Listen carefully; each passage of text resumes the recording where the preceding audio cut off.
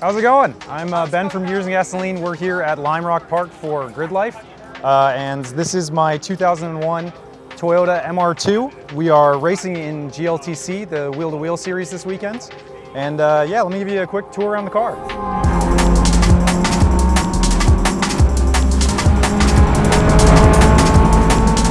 So close. Here's Ben Lynn down the inside of Bob Dyson to turn one. Great move there from the 104 in the Toyota MR2.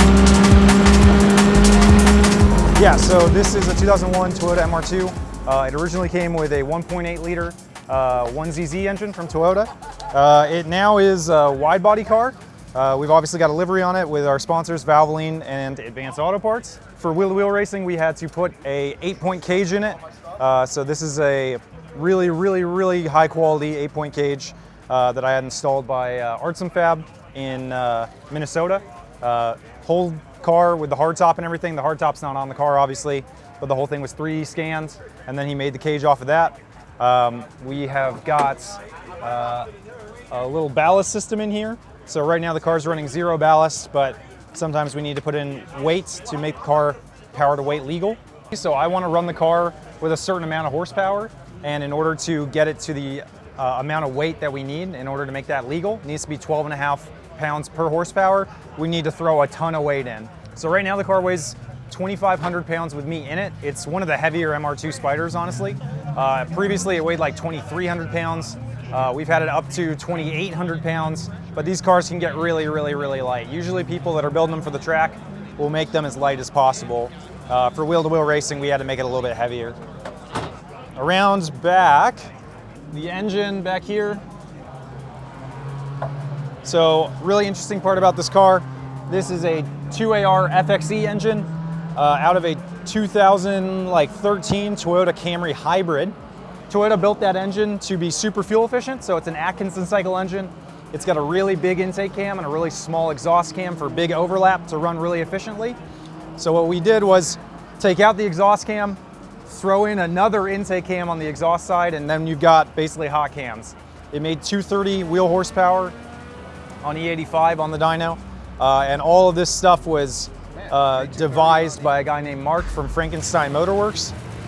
This is some of his bespoke parts for the swap with the intake and everything. This is a Toyota Sienna intake manifold. It's got a transmission from a second gen Scion TC. So it's just a bunch of OEM Toyota parts that are all smushed together to make truly Frankenstein. Yep. So it's a cool alternative to like a K series or a 2ZZ. It keeps everything Toyota. And it makes a lot of power and a lot of torque.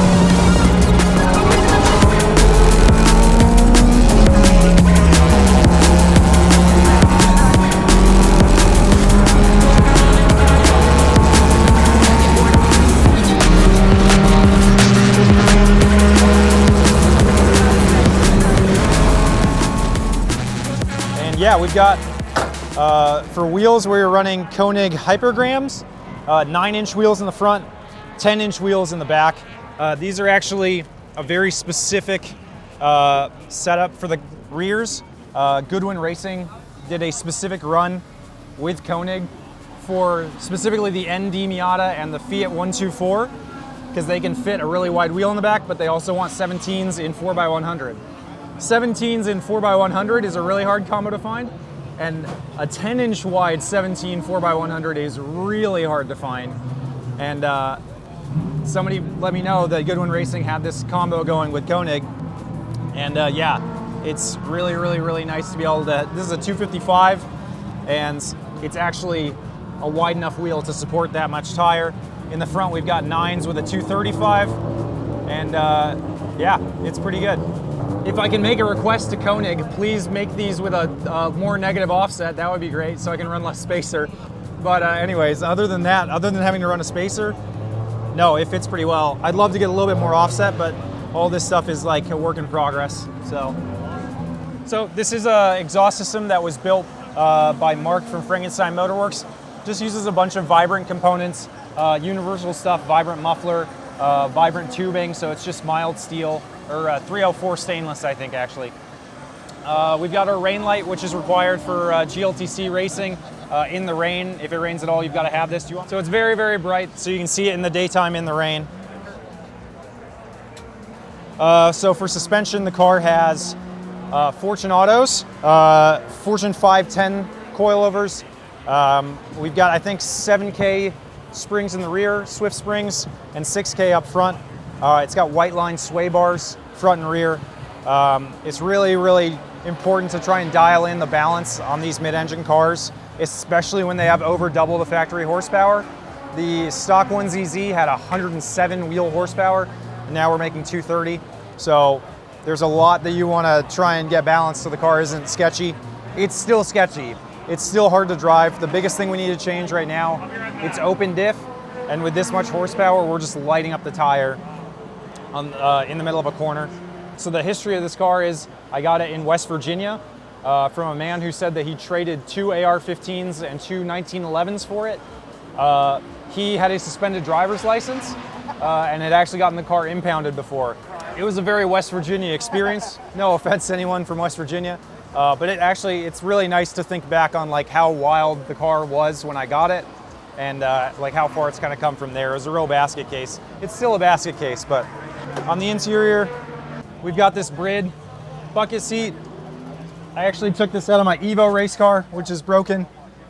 We've got quick disconnect steering wheel. This is an OMP flat bottom wheel, which is nice because I have really long legs. So it's nice to be able to, I'm like 6'2", 6'3", and I actually fit pretty well in the car. It was a challenge initially getting me to be low enough to sit with a helmet, but once we went to the cage, it was a lot better than the soft top.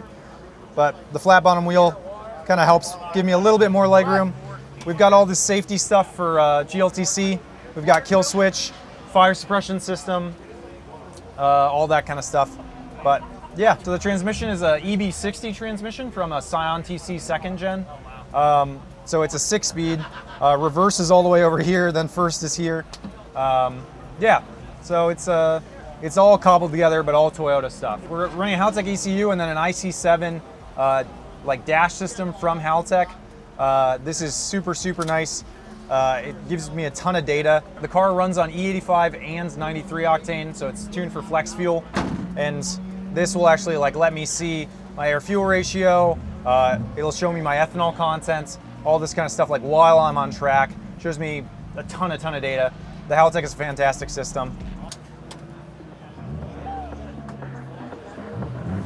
So thanks guys very much for watching. If you want to see more of the car, go ahead and follow us on Instagram at Gears and Gasoline or YouTube at the same thing, Gears and Gasoline. So thanks very much for watching guys. Have a good one.